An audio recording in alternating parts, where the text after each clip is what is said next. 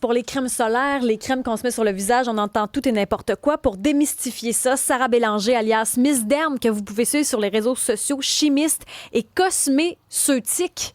Comment on devient chimiste et en cosméceutique? Absolument. Ben, tout d'abord, bonjour. Bonjour. Comment on fait pour devenir ça? Alors, on s'en va à l'Université Laval, à Québec. C'est un baccalauréat en chimie spécialisé en cosméceutique qui est unique à l'Université Laval. Donc, c'est un bac en chimie de base. Il y a plusieurs embranchements. Dans le bac en chimie, il y a environnemental, pharmaceutique, puis il y a la branche cosméceutique qui est récente de quelques années. OK. Je me souviens, moi, c'était quand j'étais en secondaire 5, là, j'ai 26 ans. Mon père, un matin, il allait me porter à l'école, puis il m'avait dit « Hey, j'ai vu ça passer, un nouveau bac en chimie cosmétique. » Puis à ce moment-là, j'avais vraiment un intérêt pour le monde de la beauté, mais aussi pour la science. Fait que ça m'a vraiment permis de combiner deux facettes de ma personnalité en une étude. Ça nous permet justement d'essayer de passer outre les fameuses compagnies marketing parce qu'on ne sait plus comme consommateur quoi s'acheter. Par exemple, les crèmes solaires ces temps-ci, c'est sûr que c'est en vogue. Là. Ouais. Techniquement, il fait beau l'été, pas aujourd'hui, mais bon. Pas aujourd'hui, mais c'est la saison des crèmes solaires. Ouais. Comment on s'achète la crème solaire? On nous a dit, bon, le FPS, il faut que ce soit UVA, UVB, qu'on se mette ça 2 fois aux 2 heures. Par application, ouais. C'est ça. On entend plein de choses, puis c'est difficile en tant que consommateur de se retrouver là-dedans. On ne sait plus trop qui ou quoi croire.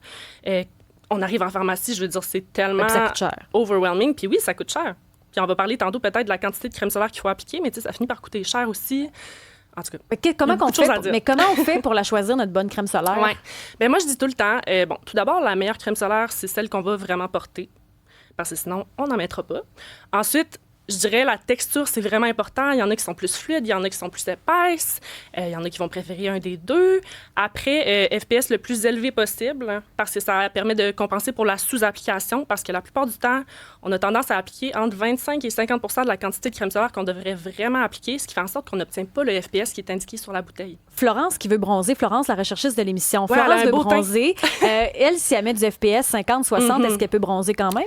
Alors, le FPS 50-60 laisse quand même passer des rayons en contact avec les cellules de la peau. D'une autre part, c'est sûr qu'on a toujours tendance à appliquer moins que la quantité qu'il faut appliquer. Fait que, c'est sûr qu'il y a quand même des rayons qui traversent. On peut quand même bronzer avec de la crème solaire, mais c'est sûr qu'on ne bronzera pas autant que si on n'en met pas. Toutefois, c'est important d'en mettre, sinon on va pogner un coup de soleil. Est-ce qu'on veut pas ça? Est-ce que c'est vrai que la crème solaire minérale est mieux que d'autres? Non. Ah ouais? J'aimerais confirmer ça à la radio aujourd'hui. On entend beaucoup dire ça ces temps-ci. C'est comme l'hégémonie de la crème solaire minérale, comme si c'était tellement meilleur que les crèmes solaires... chimiques, là. Chimiques, entre guillemets, parce que, tout est chimique, là. Oui. J'aime bien rappeler ça en tant que chimiste, mais crème solaire organique, c'est une alternative pour le terme, là, dans le fond. Tout d'abord, il y a beaucoup d'incompréhension au niveau de leur mode de fonctionnement. On pense qu'ils fonctionnent différemment. Puis moi, j'ai été cosméticienne pendant 7 ans, pendant mes études en chimie, tout ça. Puis même moi, à ce moment-là, je répétais un mythe que maintenant, je sais que c'est un mythe. Fait qu'on entend souvent dire que la crème solaire minérale réfléchit les rayons UV, agit comme un miroir, et que les crèmes solaires chimiques ou organiques vont absorber les rayons puis transformer l'énergie sous une autre forme. Mais en réalité, les deux types de crèmes solaires, les deux types de filtres solaires fonctionnent de la même manière à 95 %. Donc, dans les deux cas, on va avoir une absorption, puis ensuite transformation de l'énergie en chaleur habituellement. Est-ce que c'est vrai que les rayons, quand on est par exemple chez nous dans le salon, à côté d'une fenêtre où il y a du soleil ou encore dans notre voiture, est-ce que c'est vrai que les rayons passent au travers de ces fenêtres-là? Les rayons UVA passent, les rayons UVB sont bloqués techniquement. OK. On a tendance à associer plus les UVB au coup de soleil, alors que les UVA, ça va plus être le vieillissement prématuré de la peau. Puis mais c'est pas sans... Oui, je comprends. Donc, il faudrait se mettre de la crème solaire même si on conduit toute la journée, par exemple. Ça dépend si tu veux avoir une petite protection pour plus anti-âge ou non. Mais en soi, techniquement, on n'est pas supposé de pogner le coup de soleil si on conduit toute la journée. Mais on parle, je disais tantôt, les UVA... C'est ça. Mais quand on parle de vieillissement de la peau, est-ce qu'on pourrait être plus à risque de développer un cancer de la peau, par exemple? Bien, c'est sûr que c'est tous les UV qui contribuent quand même au développement du cancer de la peau. Là, fait que c'est pas comme catégorisé, c'est juste les UVB qui vont contribuer. Ça crée quand même des dommages aux cellules, à l'ADN, les UVB, UVA. Fait que oui, techniquement, là, dans l'idéal, mais il faut pas non plus virer fou avec le port de crème solaire. C'est le fun, il y a de plus en plus de sensibilisation à ce niveau-là, puis tant mieux. Mais en même temps, il ne faut pas se sentir mal si on a oublié de mettre notre crème solaire ou de la c'est ça, mais des fois, ça devient désagréable. Ouais. Ben oui. Mais bon, je comprends ça. La crème solaire, maintenant, on dit des fois, puis moi, je l'ai entendu sur les réseaux sociaux plus, que c'est pas bon pour le système endocrinien, puis que souvent, on se protège du soleil, mais on endommage notre corps parce que c'est tellement chimique, la crème solaire. Tu répondrais quoi à ça?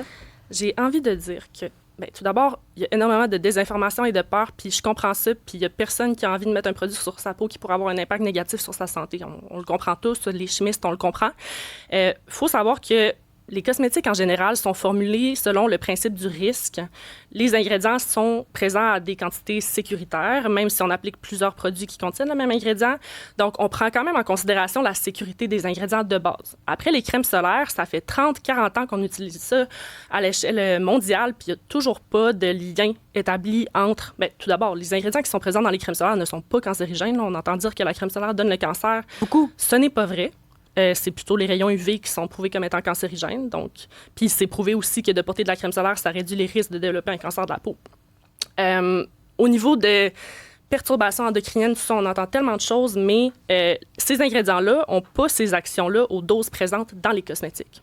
Donc, ce que j'ai envie de dire, c'est que toutes les crèmes solaires qui sont présentes sur les tablettes ont été approuvées par Santé Canada, puis les crèmes solaires sont réglementées comme des médicaments ou des produits naturels, dépendamment du filtre qu'ils contiennent. Donc, la sécurité est encore plus observée de façon vigilante. Là, puis on n'a pas beaucoup de temps, mais par rapport même aux crèmes en général, sans que ce soit de la crème solaire, les fameuses crèmes hydratantes, ça aussi, on se fait dire tout et n'importe quoi. Crème de jour, crème de nuit, sérum, l'avant-sérum, l'après-sérum, le 3-4e sérum. Ça finit plus. Ça coûte cher. Ça marche-tu pour vrai, ça? On veut souvent contrer le vieillissement de la peau, les taches brunes. Ça marche-tu? Bien, on parle de crème solaire. Je dirais que la crème solaire, c'est pas mal la meilleure prévention au vieillissement prématuré de la peau.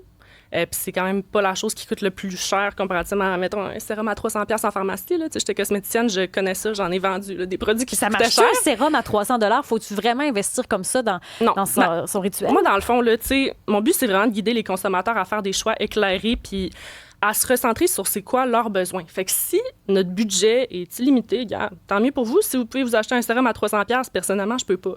Mais tu sais, on va aussi payer pour la texture, l'odeur, tu sais, les cosmétiques, c'est vraiment une expérience personnelle. Fait qu'il faut y aller en fonction de nos besoins, mais c'est pas vrai tu sais, je veux dire, il y a un équilibre à trouver, mais comme il y a des produits super efficaces à bas prix, il y a des produits super efficaces à haut prix. Mais justement, quand tu n'as pas beaucoup de sous, là, une crème que tu vas acheter dans les grandes surfaces, est-ce que c'est aussi efficace ou tu te sens coupable d'acheter une crème à 20$, par exemple 12$? Ah, ben là, ça me fait de la peine de me dire qu'il y a peut-être des consommateurs qui se sentent coupables. Bien sûr, parce qu'on se fait dire que la meilleure affaire, c'est les grandes crèmes.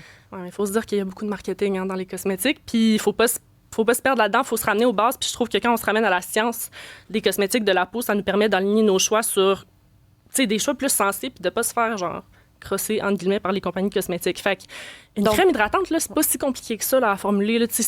La crème hydratante, son but essentiellement, c'est surtout de limiter la perte d'eau transépidermique. Fait que notre peau se déshydrate un peu plus. Fait que ça vient comme créer un film protecteur à la surface de la peau, retenir l'hydratation. Fait que, on n'a pas besoin nécessairement de payer cher pour ça. Moi, ma routine, ça coûte pas cher. Là. Ah ouais, combien? Je sais pas. Quelques dollars. Je sais pas. Ben ouais, on parle de quelques dollars. Sarah Bélanger, Miss Derme, on peut te suivre sur les réseaux sociaux si on a des questions aussi parce que tu vulgarises vraiment bien, mais ça nous rassure quand même sur cette fameuse routine. Ouais. Jean-François Roy, Florence Lamoureux, Jessica également dans la régie. Merci d'être là. Merci à vous. On se dit à lundi.